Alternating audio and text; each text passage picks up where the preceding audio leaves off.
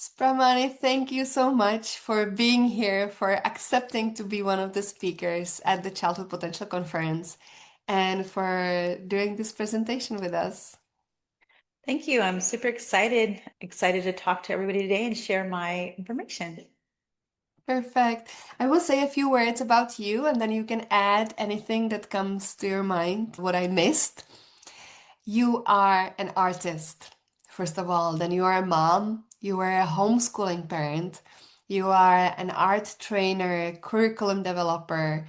You have founded the Nature of Art. You are also the author of The Way Children Make Art and the Montessori Art Guide.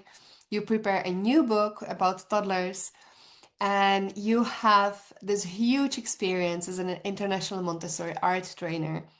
You also run the Art Teaching Blueprint, a Montessori certification program that you offer worldwide. What did I forget? I think you got it all, other than I'm from San Diego, California. Perfect. And I know you have two children and they are older now, but you homeschooled them throughout. Yeah, I have a 23-year-old and a 25-year-old. Daughter is the oldest and son is the youngest. Perfect. Do you want to start with the presentation? Yeah, let me get my slide up. Okay. All right, should I go ahead and get started? All right, so today I want to talk about a few things, but most importantly, I want to talk about what it's going to take to have a child be creative and challenged in the 21st century. And it has a lot to do with visual arts, and you'd be surprised how visual arts can support children for innovative creative thinking. All right. So thank you for introducing me. As you said, I'm all those things. And here's the spelling of my name. I know a lot of people always want to know, how do you spell the name? It's Spramani Elaun. And you can find all my information. We'll share my websites at the end for you to get more information on me.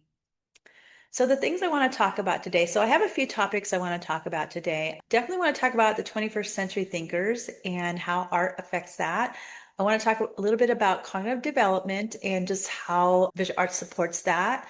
I'm going to talk a little bit about emotional well-being and art space. I want to give you guys some tips and some ideas. I have some pictures and slides I want to share. So I want to start off with the statement. Visual arts experiences promote creativity and innovation, thinking for the 21st century solutions.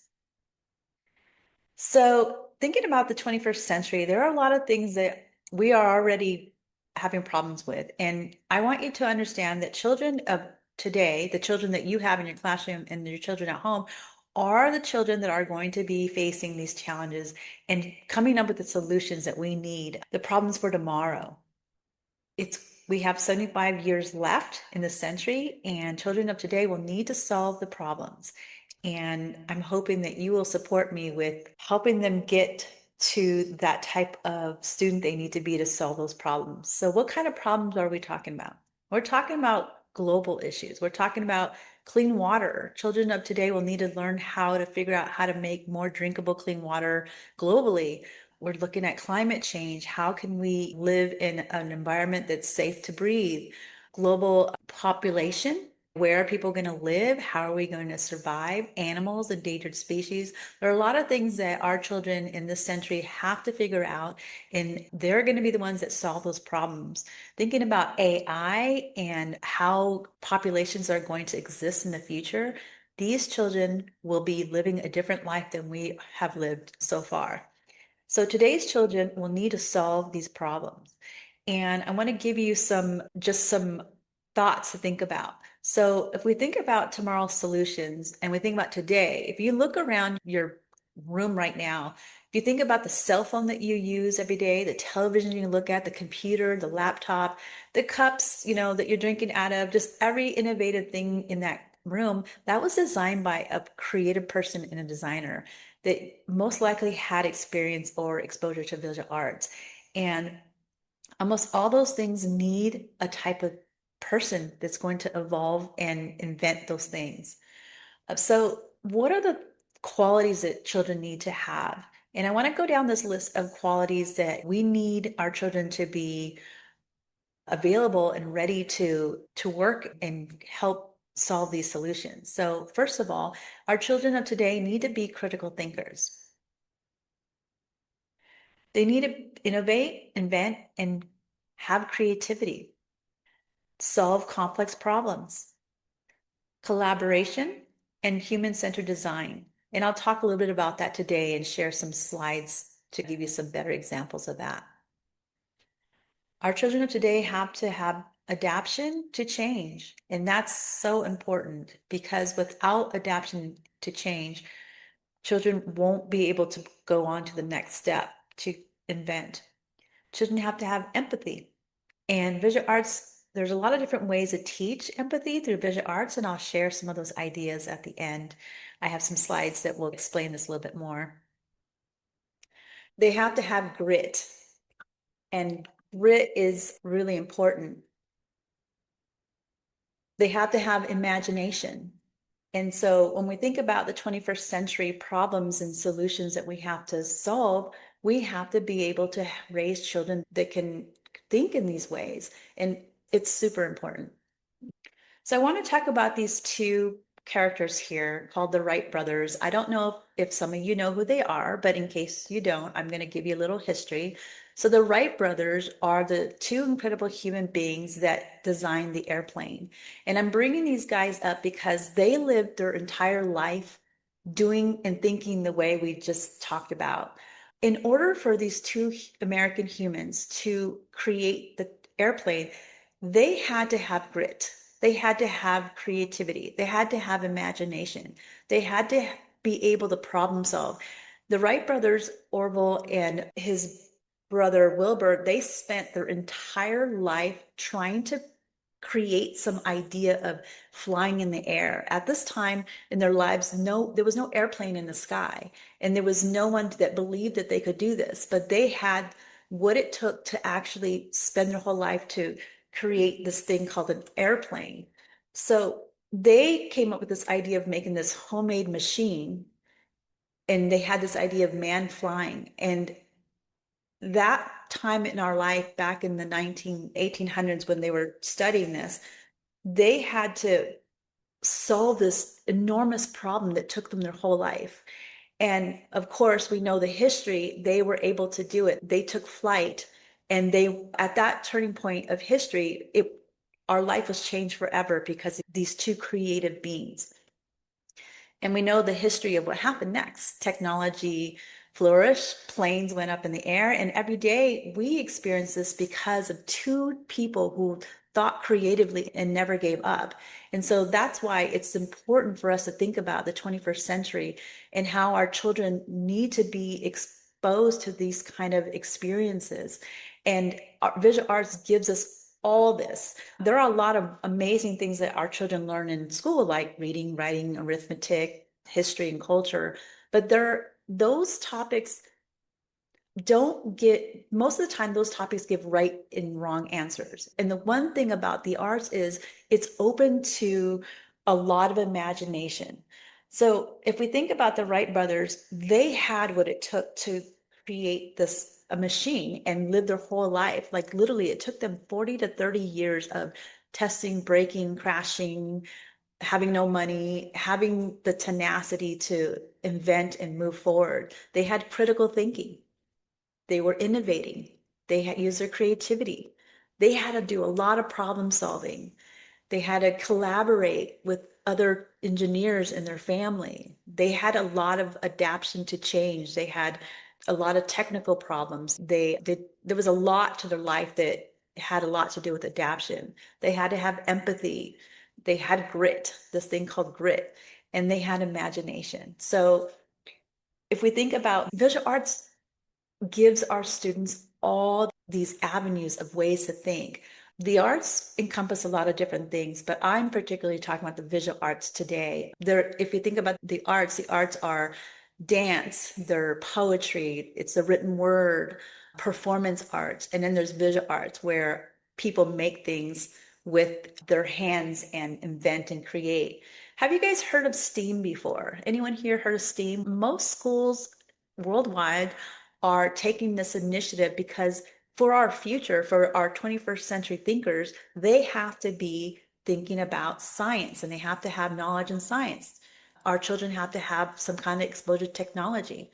Our children have to understand a little bit about engineering, and they have to have mathematics. STEM used to be the word called STEAM, and now it's STEM. I'm sorry, it used to be called STEM, and now it's called STEAM. They had to put the A right here, the visual arts, into STEAM because they understood that you need creativity, you need invention, you need to be able to visually see things and have spatial awareness. And visual arts, they found out, is very important. So now we have this initiative called STEAM that is worldwide in all the schools and junior highs and high schools and in colleges. So let's think a little bit about visual arts and how that looks like in the classroom and when you're working with children, and how I see and view these things. So I'm going to highlight some of those things and share some visual art pictures from my classes. So if we think about innovation and invention, that is in every form of visual arts, whether that's painting, whether that's sculpting, whether that is crafting and gluing and pasting. These pictures here I have are some of my students working with pottery clay, and you can see some of this invention and curiosity going on. Kids are pressing natural things into clay. They're putting sticks in it. Right here, a child made a chair out of some sticks right here. And so playing with clay gives children the opportunity to invent and create things.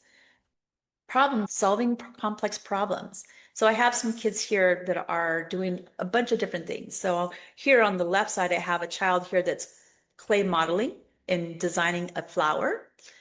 I have some children here that are creating natural mandalas on the floor with leaves and flowers. And then on the right side, I have children that are designing in patterns and concentric designs. I always tripped up on that. So art, again, has no right or wrong. Children have to come up with their own ideas, and they have to work through them, and they have to problem solve until they're satisfied with what they want to do with that. So visual arts always gives children the opportunity to do that. Collaboration and human-centered design. So I went into a couple Montessori schools, and I brought all these craft materials, and I had talked to children about three-dimensional building and just inventing and creating anything they wanted to. But the idea was for them to learn how to use a hot glue gun to construct something that was whether purposeful or just a design. And it took us like 4 hours of them tinkering and me helping them hot glue. But you can see the results here. This child here created some flowers out of a straw and some styrofoam and some glass beads. And then we used some macaroni and some popsicle sticks, and I think he designed like columns to show us some constructing.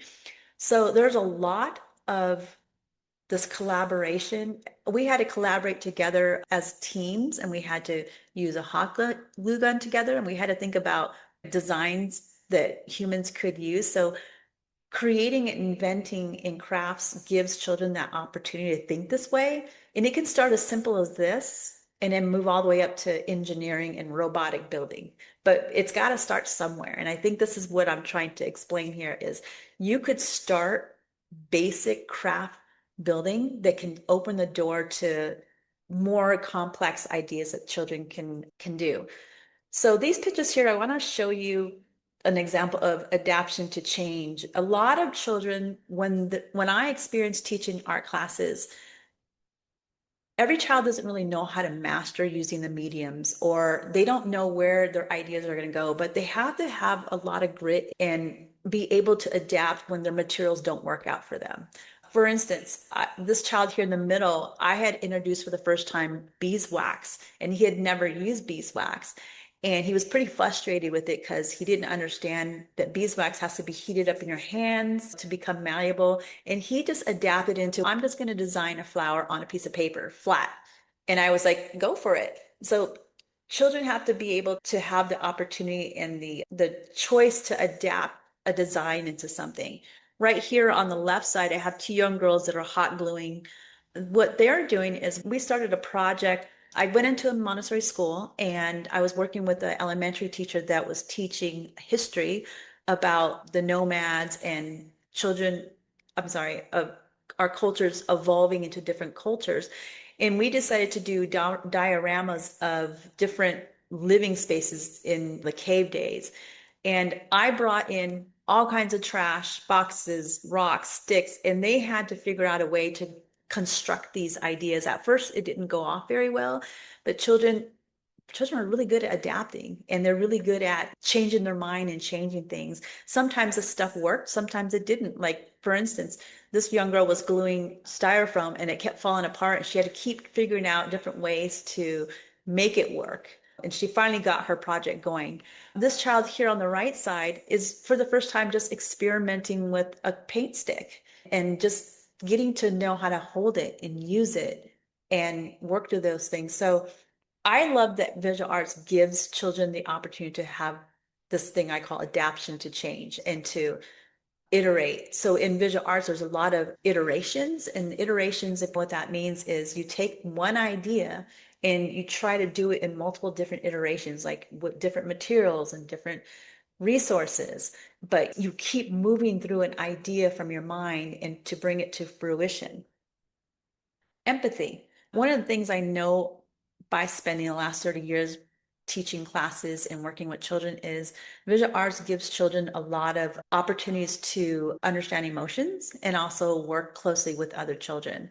In so many ways, I have more examples at the end. I will talk a little bit about empathy and how I've used it in classrooms.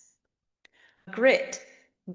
My gosh, these pictures of these kids right here working doesn't really tell the story of what it took to build these pieces that they were building. But I can tell you there was a lot of tears and crying in these things. And I can tell you this picture right here is of my son when he was 11, trying to learn how to build with Legos without a schematic. And I remember a lot of tears and crying and having him go back in his room and retry to build and construct. It took, I think we went through this for 3 months of him trying to design different styles of things. And there was a couple times where he just went back outside to play and then he'd come back to work at it. But it takes grit to continue. Now my son is adult and has built amazing things. He's built his own computer from circuits, from pieces, and order all the whatever they call it, the circuits and schematics. But I wonder if he would have actually had the grit to do that had he not had the opportunity to play when he was young and build and design and work to these things here. So I know that building in Legos is visual arts. It's three-dimensional building. It's 3D constructing, designing patterns, creating in space. This girl right here, lots of tears. She was trying to build something with this glue that I knew wouldn't work, but I had to let her, I wanted to help her with a glue gun because I knew that as soon as she tried to lift it up to construct it, it would fall apart, which it did. And so we have to let our children have these opportunities. I'm sure a lot of you parents here can say, yes, I've had this happen with my children where they build something and it falls apart and they cry and they're attached to it. But these are the experiences our children need to do every single day, including this child here. Eventually, we got his construction up with hot glue gun, and it took a lot of work. It took about 30 minutes for him to keep trying to get it up and running and keeping it still enough to stay up. So grit is definitely in visual arts, if you didn't know that. Imagination. Of course, visual arts gives kids the opportunity to imagine. And I just want to tell you, a lot of people get confused by creativity and imagination. And imagination is able to like use your own ideas in your own head and dream up things that didn't exist and use your own imagination. So in this picture right here, I had gone into a Montessori classroom and I was teaching kids how to paint leaves and make impressions on paper. And this one girl took her leaf and she drew eyes and a nose on it, different than anyone else in the classroom. And I thought, oh my God, that is so cute. And then everybody in the classroom started making animals and putting tails and ears and eyes. But I recognized that day that girl had I love that she was able to take the idea of doing leaf impressions and then she used her own imagination to invent something. And now I've seen this forever on Pinterest. I've seen a lot of people do this. I've been sharing this picture for 15 years online, but that's imagination. And then I was teaching this class to some students on I asked them, can we use leaves to create animals? I had showed them that cute little leaf book that every storybook that everybody is familiar with online. And instead of using the leaves to add, I'm sorry, I guess use it to create an animal, this person actually cut the leaves into shapes and shapes of the animal, which was a really big surprise to me. I was like, wow, that is using your imagination. That's not what I had in mind, but I love that you took that one step further. And I was really impressed by this. And we were also studying symmetry. And this was a great example of seeing someone's imagination trying to show me that they understood symmetry and using leaves in nature. This picture is just of a child just using their imagination and making all these different color combinations. One of the things I love doing in one of my classes is I like kids just working with color without any direction. I like giving them all kinds of colors so they can mix and explore. So it's just some good examples of using your imagination. Creativity. Now, creativity, I couldn't spend this hour talking about creativity because it would take literally an hour that I could spend like just diving into this one topic. But there's so many ways that our children can get to the point of using their creativity. But it has to start somewhere. And I know that I meet a lot of parents that always think, I want my child to be creative. And we, it's not something we can tell kids to do. It's something that comes out of hours and hours of exploration and hours of a parent supporting and a teacher giving the children the opportunity to use their imagination and experiment with mediums, experiment with painting and experimenting like rock painting to eventually like, here's this young girl that started off just trying to get paint on a rock and then eventually got a face on it and got some lines and eyes on it and some different textures. This creativity comes from, this was an art camp. This was an evolution of 3 days of just spending 2 hours with me painting and using the resources. But creativity comes by opportunity. And so I definitely want to make that point today is opportunity also needs to happen. If we want our children to be creative, we as parents have to give children the space and the time and the materials and the resources to get there and use their imagination. So problem solving, art creating is continuous testing and refining and building tolerance for ambiguity and failure, the core of innovation. So that's my point here with talking about visual arts is the perfect play area that we can actually get our kids thinking and tinkering